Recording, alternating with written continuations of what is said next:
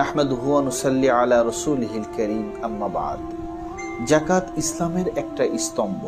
বুনিয়াল ইসলামু আলা খামস, শাহাদাতু আল্লা ইলাহা ইল্লাল্লাহ ওয়া আন্না মুহাম্মাদান আবদুহু ওয়া রাসূলুহু। এই হাদিস শেষ পর্যন্ত পড়লে আমরা দেখতে পারি যাকাত একটি অন্যতম উল্লেখযোগ্য বিধান ইসলামের। এই যাকাত কাদের উপর ওয়াজিব, যাকাত না দিলে কি গুনাহ হয়, আজকে এই সম্পর্কে আলোচনা হবে ইনশাআল্লাহ। যাকাত ফরজ হয় কখন? যাকাত ফরজ হওয়ার শর্ত দুটি। এক হচ্ছে নিসাবে মাল হতে হবে, 2 নম্বর চন্দ্র বছর বা 1 বছর পূর্তি হতে হবে। নিসাবে মাল কি? নিসাবে মাল হচ্ছে 7.5 ভরি স্বর্ণ, আর কেজির মাপে এটা 78.48 গ্রাম। আর রৌপ্যের মাপ যদি ধরি সেটা 52.5 ভরি অথবা 612.36 গ্রাম এর আর এটা শর্ত হচ্ছে টাইমিংটা 1 বছর পূর্ণ হতে হবে। আমরা অনেকে মনে করি রমজান টু রমজান, ব্যাপারটা এরকম নয়। বছরের যে কোনো সময় থেকে মালটা যখন হস্তগত হয়, আমার হাতে চলে আসবে, তখন থেকেই গণনা শুরু করতে হবে।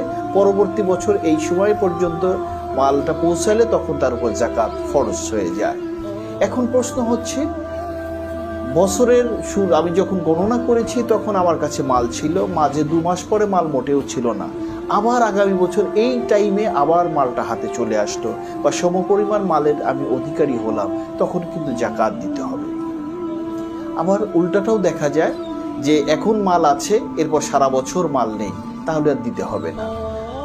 এরপর চন্দ্র বছর বলতে যেটা বোঝানো হয়েছে, এটা টাইমিংটা যখন মাল হাতে আসবে তখন থেকে এটা গণনা শুরু করতে হবে। এখানে দুটো গুনার মুখোমুখি একজন বান্দাকে হতে হয়। যার উপর জাকাত ফরজ হয়েছে, তিনি যদি জাকাত না দেন, সরাসরি আল্লাহর আদেশের লঙ্ঘন তিনি করলেন। আমরা জানি কোরআনুল কারীমে নামাজের কথা এসেছে 80 বা 82 জায়গায়, আর জাকাতের কথা এসেছে 32 জায়গায়। তার মানে জাকাত আদায় করা অত্যন্ত আবশ্যকীয় একটা গুরুত্বপূর্ণ আমল। এই জাকাতটা যদি না দেওয়া হয়, আল্লাহর আদেশকে অমান্য করা হচ্ছে 100% কবিরা গুনাহ, এতে কোনো সন্দেহ নাই। আর একটা গুনাহ হচ্ছে অতিরিক্ত, সেটা হচ্ছে আল্লাহ রাব্বুল আলামিন সূরা জারিয়ার মাঝে বলছেন, অফি আমওয়ালিহিম হাক্কুন লিসাইল ওয়াল মাহরুম, তোমার মালের মাঝে তাদের হক রয়েছে, যারা ভিখারি, যারা মিসকিন এবং যারা বঞ্চিত তাদের। এই আয়াত দ্বারা সুস্পষ্ট প্রতীয়মান হয় যে আমার পকেটে যে মাল আছে, আমার কাছে যে মাল আছে, এই মাল শুধুই আমার নয়, এই মালের মাঝে পথিক বা হতভাগা বা দরিদ্র এবং ফকির মিসকিন ওদের হক আছে। তার মানে এই মালটা তার। আমি যখন এই মালটা তাকে প্রদান না করব, তখন এটা হক্কুল ইবাদ নষ্টর দায়ে আমি দোষী সাব্যস্ত হব।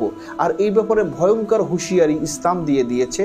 এবং শহীদ যারা হবেন ইসলামের জন্য, বিনা হিসাবে জান্নাতে যাবেন, তাদেরকেও প্রশ্ন করা হবে, বান্দারে কোনো বান্দার হক কি নষ্ট করেছ? সুতরাং বান্দার হক নষ্ট করা এটা প্রচণ্ডতম বড় অপরাধ এবং গুনাহের কাজ।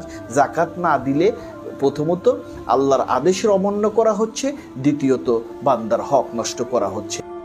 আল্লাহ সুবহানাহু ওয়া তাআলা পবিত্র কালামুল্লাহ শরীফে সূরা তাওবার 60 নম্বর আয়াতে বলে দিয়েছেন, আউযু বিল্লাহি মিনাশ শাইতানির রাজীম, বিসমিল্লাহির রহমানির রহিম, ইন্নামা সাদাকাতুল লিল ফুকারা ওয়াল মাসাকিন।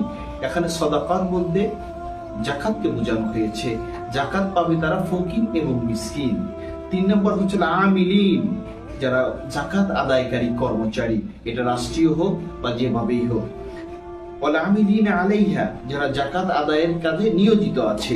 ওয়াল মুআল্লাফাতু কুলুবিহিম, এবং এমন লোককে যাকাত দিতে হবে যে জাকাতের অর্থ দ্বারা তাকে ইসলামের প্রতি আকৃষ্ট করার জন্য।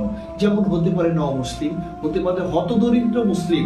আমাদের এখানে একটা ব্র্যাকেটের কথা বলতেই হয়, অন্য ধর্মাবলম্বী বিশেষ করে খ্রিস্টানরা বর্তমান বিশ্বে যারা দরিদ্র মুসলমান, তাদেরকে আর্থিক সহায়তা করে খ্রিস্ট ধর্মের প্রতি আকৃষ্ট করছে। তারা খ্রিস্ট ধর্মের বর্তমানে এমন কিছু নাই যেটা আকৃষ্ট হতে পারে, কিন্তু অর্থ দ্বারা তারা তাদের ধর্মের দিকে নিয়ে যাচ্ছে।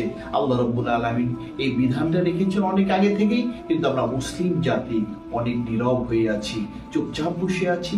এবং ইসলামের প্রতি আকৃষ্ট করার জন্য বেধর্মীকে বা গরিব বা হতদরিদ্র মুসলমানদেরকে যে সহায়তা করতে হবে, এটা আল্লাহ রাব্বুল আলামিন আবার বুঝিয়ে দিয়েছেন, বলে দিয়েছেন।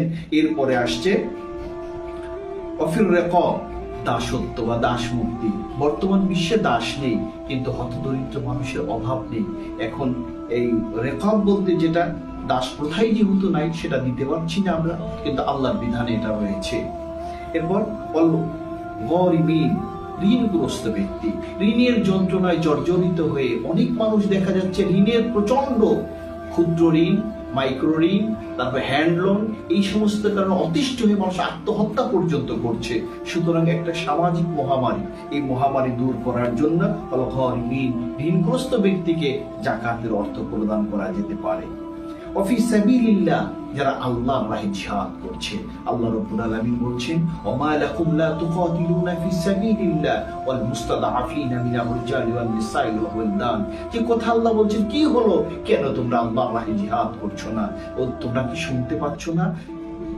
অসহায় মানুষ, তার ক্ষুধার্ত মানুষ, মহিলা, শিশু, তারা নিষ্ঠুরভাবে নির্যাতিত হয়ে আল্লাহর কাছে আহাজারি করছে, আল্লাহ তুমি আমাদের জন্য সুলতান নাসিরা পাঠাও। এই কাজে যারা নিয়োজিত আছেন, এই মুজাহিদ যারা, এদেরকে যাকাতের অর্থ প্রদান করা যেতে পারে বা দেওয়া উচিত।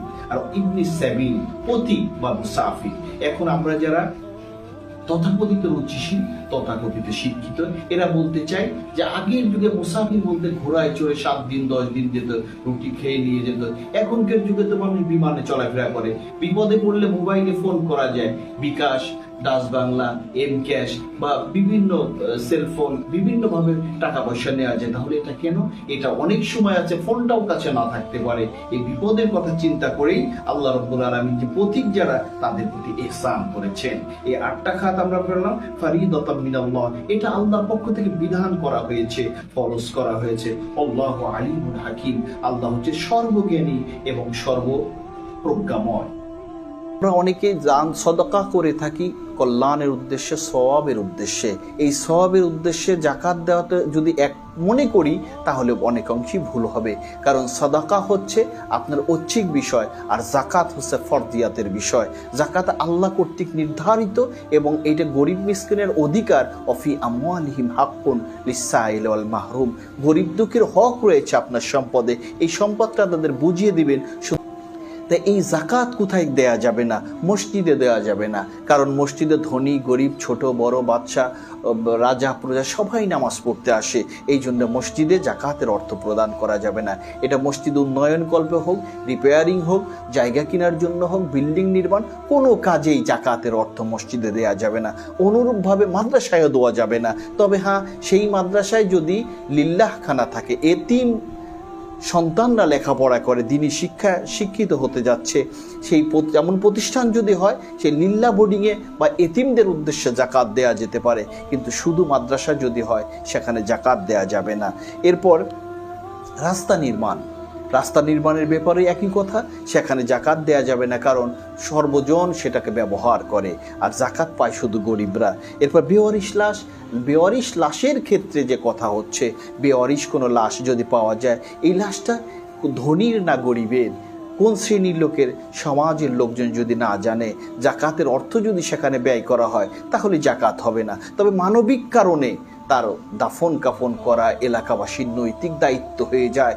যেহেতু রাষ্ট্রীয় আইন কানুন আছে, এই জন্য থানা বা প্রশাসনিকভাবে তাদের নলেজে দিতে হবে। তারা যদি লাশটা নিয়ে যায়, তাদের ব্যাপার, যদি অনুমোদন করে যে আপনারা এলাকাবাসী এটা দিতে পারেন, সেই ক্ষেত্রে এলাকাবাসী দান দেয়ানের মাধ্যমে সেই দাফন কাফনের ব্যবস্থা করতে পারে, কিন্তু জাকাত থেকে এটা দেয়া যাবে না। এরপর কুরাইশ বংশকে জাকাত দেয়া যাবে না, কেননা এই বংশে জন্মগ্রহণ করেছেন সর্বকালের, সর্বযুগের সর্বশ্রেষ্ঠ মহামানব সৈয়দুল আম্বিয়া তহা মুজাম্মিল মুদ্দাসির নবী আলাইহিস সালাতু ওয়াস সালাম, যার ব্যাপারে আল্লাহ সুবহানাহু ওয়া তাআলা বলেছেন ইন্নাকা লাআলা খুলুকিন আযীম। এই আযীম শব্দটা আল্লাহ রাব্বুল আলামিনের একটা সিফাতি নাম।